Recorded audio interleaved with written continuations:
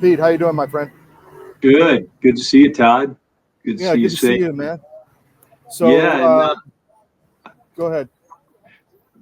I didn't know you were going to Montenegro next either. That's an amazing place. So enjoy that part of your trip. I will. I will. We're making connections. You know, one of our big calling cards at CDM is we have people sources on the ground, literally all over the world. So we got I to know you do. constantly refresh those relationships.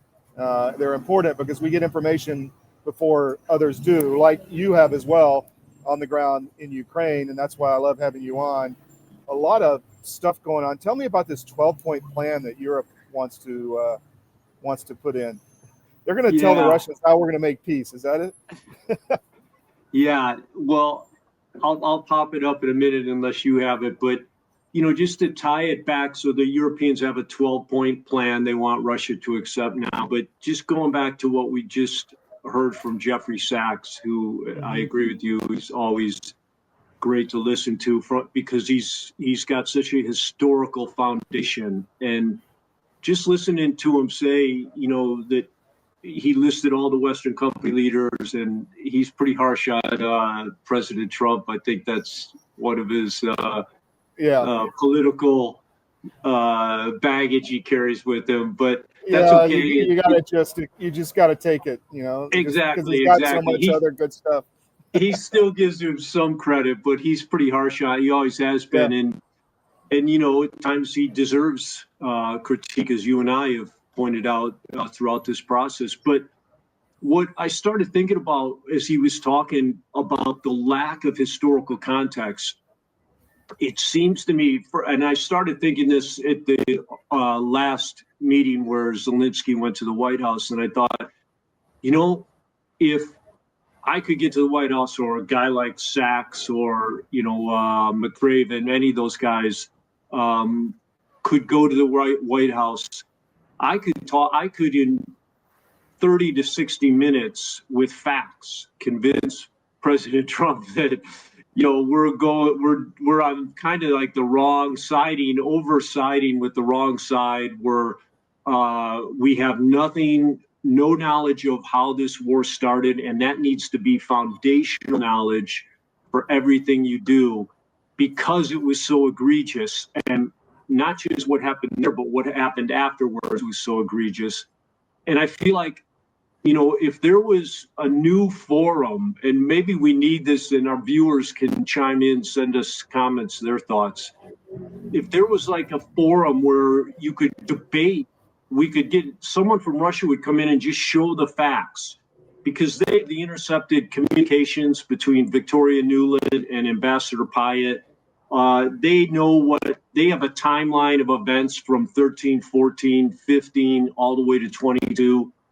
But just see that, and then compare it and listen to what the responses are. And that's what, when we go back to that 12-point plan by the EU, uh, they're clueless. And when you look at what they put up, you're just like, that makes no sense. And unfortunately, everything that's stated, and we have a few things from Root. Mark Root said last week, Ukraine is not losing. Yeah. The front line is just moving in the wrong direction. And so it's one of the all-time classic quotes, war quotes. But what we pointed out 3 weeks ago is in full force right now, and that's this propaganda effort to say Russia is hurting, Russia is disintegrating internally, Russia is not winning on the battlefield, Ukraine is not losing, and let's get to a ceasefire immediately, because we suddenly have a sense of urgency around freezing the lines. And that's because of what's going on the ground. And it's pretty significant on the ground right now with these encirclements. So one of the big things is sorry, I'm getting accosted by some grifters here. Yeah. um, Okay. I lost my train of thought. So tell me again what you were talking about.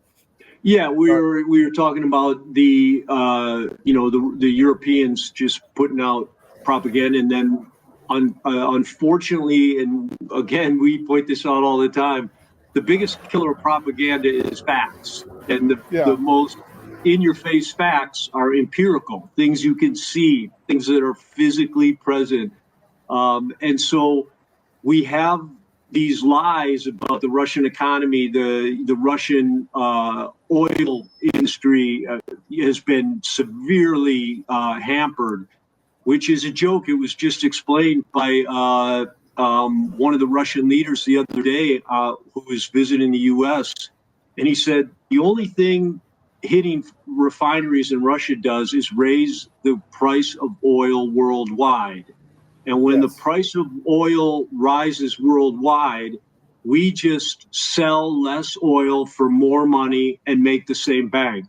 So you're Yeah. not hurting us at all. You haven't hurt us at any point throughout this process. And I love that. It's just a fact. And, you know, the Russian economy, as you know, because you've been over there and have relatives over there, you know, it's doing amazing. You can't tell any difference between driving around in America right now and driving around in Russia, except it's a little safer or a lot Yeah. safer over there than it is here. So, you know, their lies are just ridiculous. And then on the battlefield, so you mentioned updates and guys on the ground, and I just got one. And so Pokrovsk is encircled. There's a 4-kilometer lane that's still open outside Pokrovsk that potentially about 5,000 Ukrainians might be able to E&E back out through. Definitely dismounted. Anything mounted right now is going to get destroyed. So Yeah. that's Pokrovsk. The same thing's happening in Kupiansk. Kupiansk is completely encircled. It's got a larger escape route, about 6 to 10 kilometers, but it's over marshy river terrain, so very difficult to get through. And one reason that, so two reasons I bring this up. One is it's the empirical about, you know, Russia's not winning. It's definitely why you're seeing Zelensky and the EU all but begging for this ceasefire with frozen lines, which they've That was my never point. even. Thanks for reminding me. I was going to bring that up. They're like, we got to have it. We're ready for a ceasefire. Let's do it right away. So, Yeah, on the frozen lines. yeah, on frozen lines, because they know if this goes on any longer, they're going to be, you know, in a real world of hurt. So what's the big thing that's happening from this though, Todd, is that the small unit frontline commanders have been recommending since at least July that they do a controlled repositioning, which is, you know, in the military, we never say retreat. We always have some synonym, and that's a good one, especially in this case. In my opinion, Ukraine blew it on strategy from the beginning. They should have fought a strategic defense, which means it's a flex defense that moves constantly, adapts to overwhelming firepower and overwhelming resources. But they didn't do that. So these small unit commanders in July, they probably before that, but in full force in July, were recommending and all but begging that they get this reposition done as quickly as possible. Zelensky told Syrskyi in Kupiansk and Pokrovsk, you must hold in place at all costs. And that conversation has gone back and forth many times since July. So they've raised it until finally you got the you know what frustrated parent says to his kid, don't ask me again. You know, what I said is final. And so these guys are basically trapped. They knew what the right thing to do was way back in July, which would have saved at least 10,000. I think there's over 10,000 between the two, but I like the low number. So 10,000 men. But it also is reflective of what we've been talking about. Disconnected hierarchies cannot make sensible decisions about the front line. They're clueless, they're senseless. And of course, this war is controlled from Wiesbaden with now British generals and Ukrainian generals in Kyiv. No one on the front line has a say. It's the same authoritarian top-down stuff. And that's what happens. You can't make these flexible, on-the-fly decisions that need to be made to adapt on the battlefield when you're being commanded and controlled by a disconnected hierarchy. And so, once again, what's really killing Ukraine is this NATO, concept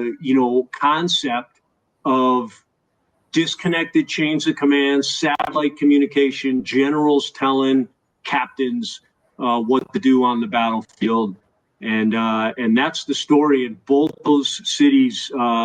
Everyone's been saying this for a while, but they are both within days, at longest weeks, of collapsing. Kupiansk for sure. Pokrovsk, we'll see, might take a week or so, but it could happen today too, because they are encircled. That's why Zelensky's all of a sudden ready for a ceasefire. Right. Yeah. Right. So we have a video from Mark Rutte at NATO. Let's play that. No gains. They are coming at a huge price. Hundreds of thousands of Russians are dying for Putin's deluded aggression. Ukraine continues defending itself bravely, and our support to them is working. The truth is that Putin is running out of money, troops, and ideas. President Trump said it very well. They should stop where they are now. Yeah, amazing. What do you say to that?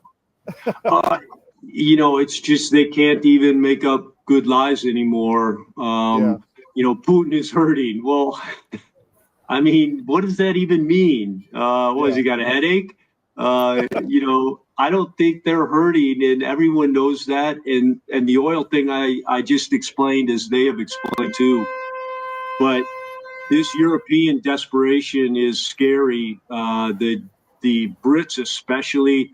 I don't know if you have that Sun article, but the Sun in Britain published this article, and now what they're saying is even these empirical things, the two cities I mentioned to you being encircled, are just lies. They're lies by the Russian Ministry of Defense, and they hold no basis in fact. And so the only thing you could do is say they're lies. There's nothing in the article that backs that up. However, you can look at satellite photos and see where the Russians are at. They're in the middle. They now hold the train station in Pokrovsk, which is the center of the town. Here it is. So, and then they say even Russians are taking notice. I read the whole article. We'll save the viewers from it. There's nothing in there about Russians calling out their highest ranking general or Putin.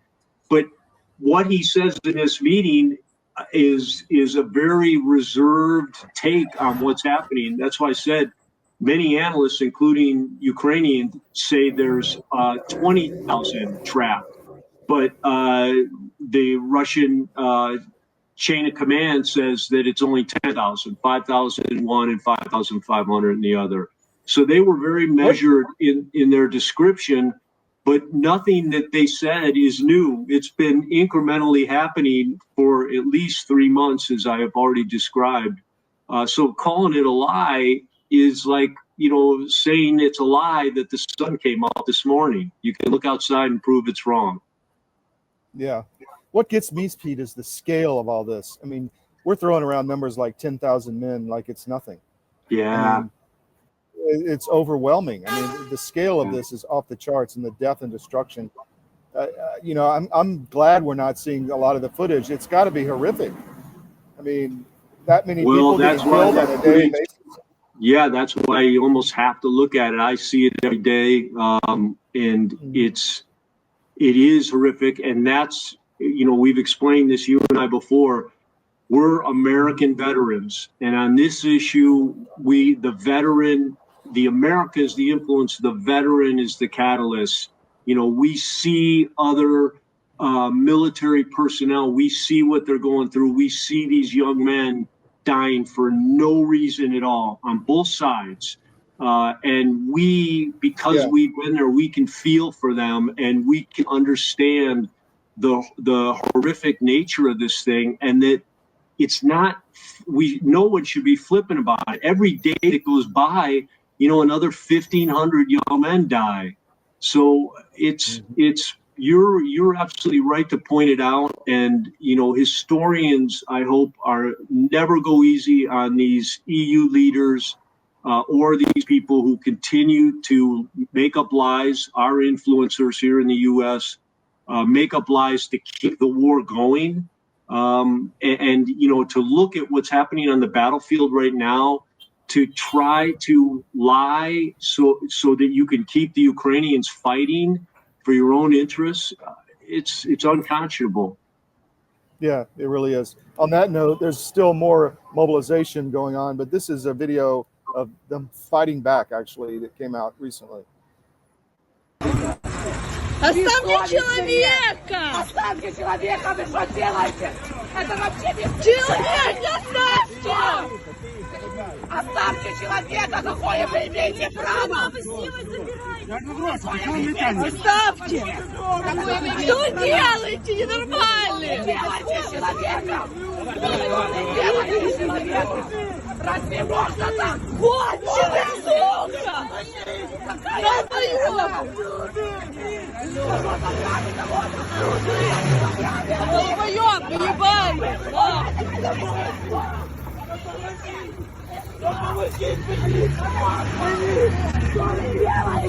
Что вы делаете, пидорасы, ебучие?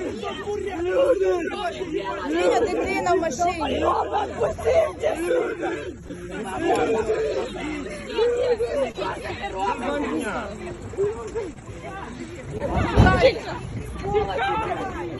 You got away.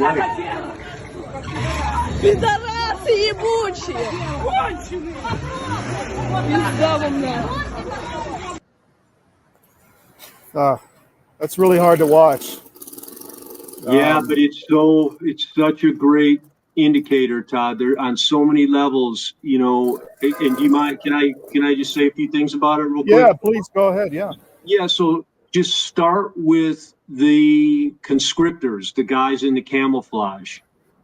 You can see they are putting like a half-hearted effort into it. There were 5 giant guys there on one overweight slovenly guy, who's fighting for his life. But they're, it's only believe anymore in what they're doing. And clearly they've been told there will be no overt violence. Stop punching them, stop hitting them, and do not hit the civilians, because they're very, they're very reserved with the civilians. They allow the women to pound on their backs and pull on them, and the old men. And then this is becoming more common than uncommon. The guy gets away, and when passerbys rise up like that, it's not just a chance thing. Like, for passerbys to rise up, there's really got to be internal belief system, a common internal belief system at play, and you can see that there.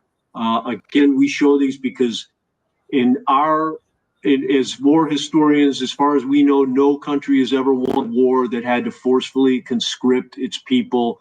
Russia had 360 so far this year. We're in October, 360,000 volunteers for Russia. And you just saw one forced conscript, what it takes to get that guy. And what that tells us, to all of our viewers, what that tells us, guys, is that 2 things. The message from this government has been totally ineffective. The message to the people about why they're fighting, and the belief system of these people in the purpose of this war is completely evaporated. It's not there. When you have both those things, you cannot win a war. Again, President Trump, we could probably just with that video show him and explain that to him and tell him this is why we've just got to walk away and begin the normalization process with Russia. So you brought up a good point. This wasn't their relatives. It wasn't their wives. It was just people on the street who saw this guy getting press ganged, and they went crazy on the kidnappers.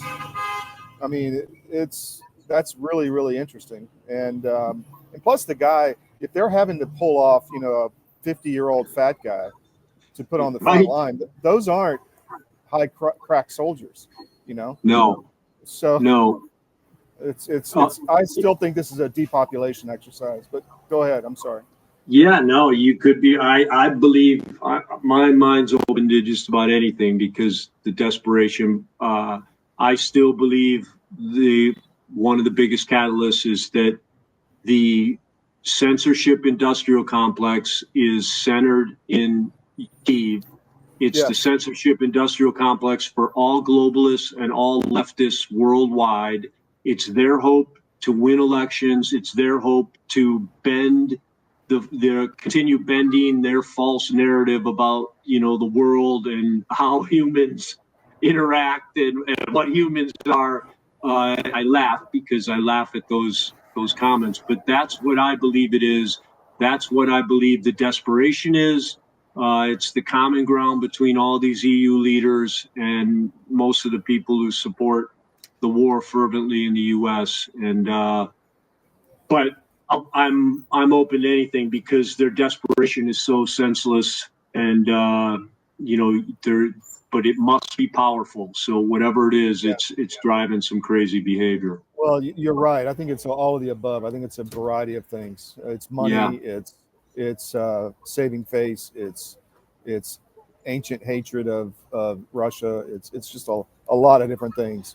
But I do think the depopulation, because they want the resources. What better way to? And it's an attack on Christianity, why we're here in Beirut. And you know, I'm meeting, and literally in 45 minutes, I'm meeting with the Council on Christians in Oriental Middle East, and because they want press on what's going on in country and around the Middle East. So I think this is, if you can kill all the Christians and then bring in third world migrants, it can be slaves, because Christians don't you know, bow to the government. They bow to something higher. So it's fascinating once you start looking at it. What else, Pete? Anything else that you want to talk about?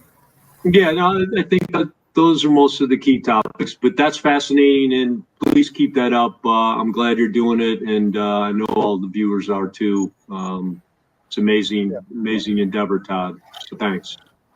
All right, man. We'll talk to you next time. Thanks for coming on today. I really appreciate it.